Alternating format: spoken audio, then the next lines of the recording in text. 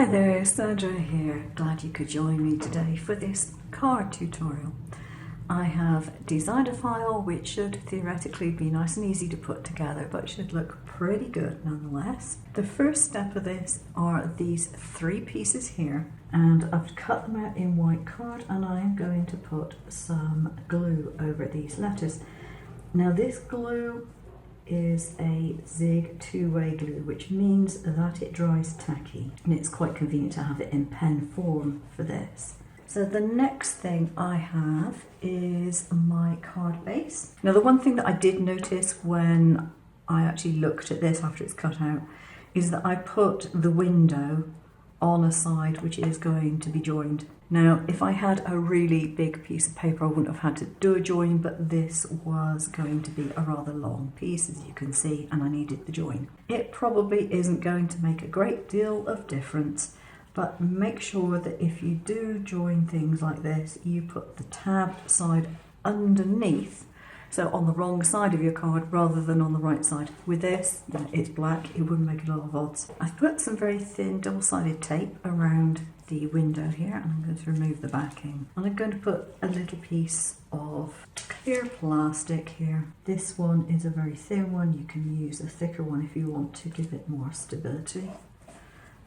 This is just a prototype card, so I'll use whatever scraps I happen to have to hand. So the other thing that I've done is I've cut out some HTV, and I've got a design of stars, and it's going to go on both sides. So wherever you've put your window is where you want this to go. And I'm just going to use a mini heat iron to stick that onto my card base. I had to put it up to the maximum heat setting, otherwise it didn't do anything. And there we go, we have the patterns on the sides of the card. So that's not too bad. I'm now going to bend it at the joins, like so, and then the final 2 on this side.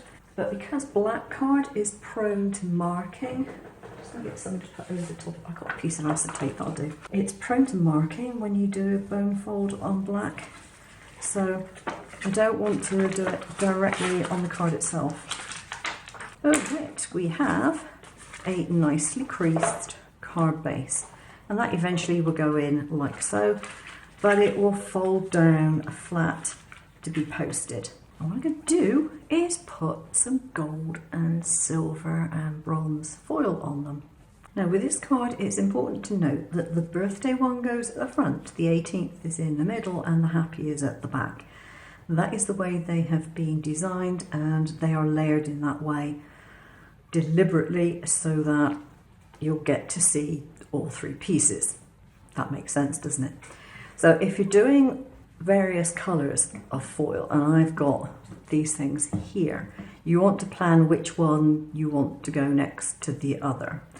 So my 18th is in the middle, and because these are, sort of yellowy type ones, so I've got a bronzy one and a proper gold, I'm going to put the 18th in silver. So I'll take a little bit of this.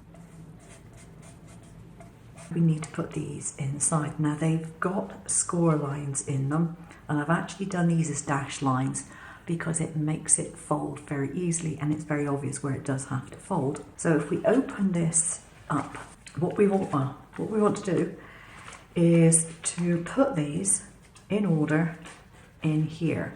So to go on here, they have to be glued onto this side here, and they have to be glued with the right direction, and they need to be glued so that this piece here faces the back, and we can put them in 3 or 2 if you only want the 2. We can put them in like that.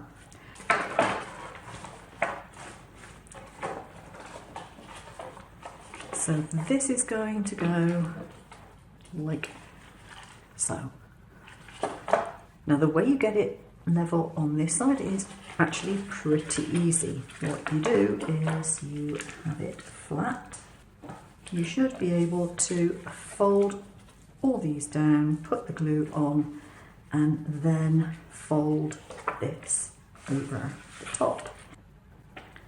So that Gets glued down there. I love the way this has come out with the dimension that you get through here. It really does look good. Now, a couple of things I would change. First off was the glue used to put the foil bits on. Definitely need to change that to something which is really sticky, so might tack it over and over would be a better choice. And the easiest way of doing that is to either use a very small brush or to just dab it on with your fingertip. The other thing is the outside card does need to be a heavier one. This is probably less than 200 grams card.